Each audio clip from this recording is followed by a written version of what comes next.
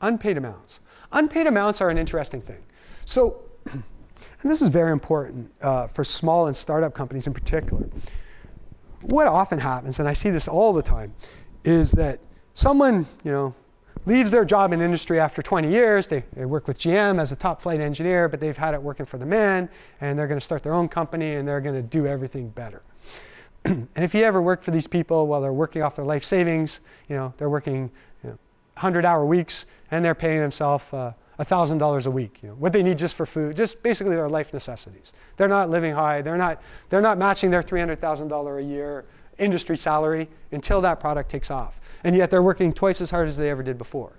So in this case, what the Act and the forms for SR&D allow is to say, well, look, Joe, you paid yourself $12,000 this year, but arguably you did $300,000 worth of work, or let's say 5 times YMP, $265,000 worth of work for this year.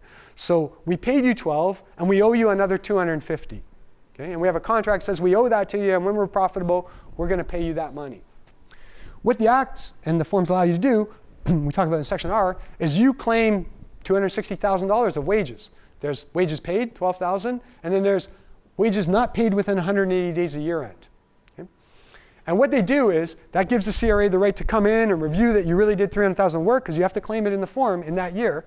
But once they approve it, all you have to do in any future year is there's another line saying wages approved prior year, paid in this year, and then you get all your credits on that. The one difference is you don't get an overhead proxy allocation on it anymore. So if you were doing proxy, you kind of lost that. But it's still a useful thing, I found, for clients when they're in that level. And especially when they do come profitable, and then in year 4 when they're profitable and they pay themselves the $1 million that they owe, and they get credits on the whole thing, instead of paying themselves the $1 million that they think they should have got and getting no credits, because they're going to pay the same tax anyways.